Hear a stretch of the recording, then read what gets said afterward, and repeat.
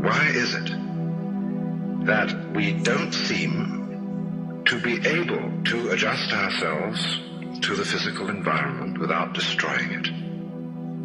Why is it that in a way this culture represents in a unique fashion the law of diminishing returns, that our success is a failure, that we are building up, in other words, an enormous technological civilization which seems to promise the fulfillment of every wish almost at the touch of a button. And yet, as in so many fairy tales, when the wishes finally materialize, they're like fairy gold. They're not really material at all. In other words, so many of our products, our cars, our homes, our clothing, our food, it looks as if it were really the instant creation of pure thought. That is to say, it is thoroughly insubstantial, lacking in what the connoisseur of wine calls body. And in so many other ways, the riches that we produce are ephemeral. And as a result of that, we're frustrated. We're terribly frustrated. We feel that the only thing is to go on getting more and more.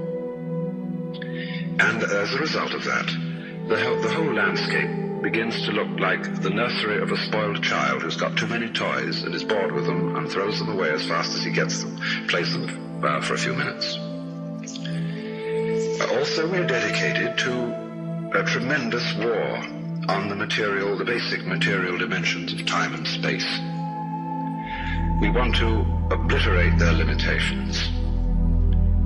We want to get everything done as fast as possible. We want to convert the rhythms and the skills of work into cash, which indeed you can buy something with, but you can't eat it. And then rush home to get away from work and begin the real business of life, to enjoy ourselves. You know, for the vast majority of American families, what seems to be the real point of life, what you rush home to get to, is to watch an electronic reproduction of life. You can't touch it. It doesn't smell, and it has no taste. You might think that people getting home to the real point of life in a robust material culture would go home to a colossal banquet or an orgy of lovemaking or a riot of music and dancing. But nothing of the kind. It turns out to be this purely passive contemplation of a twittering screen. You see mile after mile of darkened houses with that little electronic screen flickering in the room. Everybody isolated, watching this thing, and thus in no real communion with each other at all. And this isolation of people into a private world of their own is really the creation of a mindless crowd.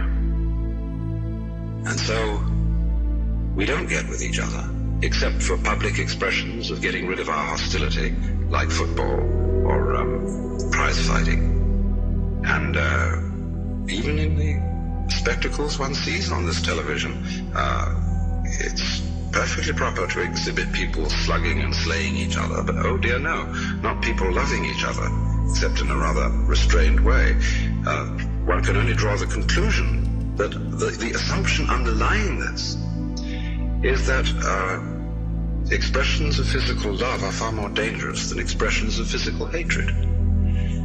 And it seems to me that a culture that has that sort of assumption is basically crazy and devoted, unintentionally indeed, but nevertheless in fact devoted, not to survival, but to the actual destruction of life.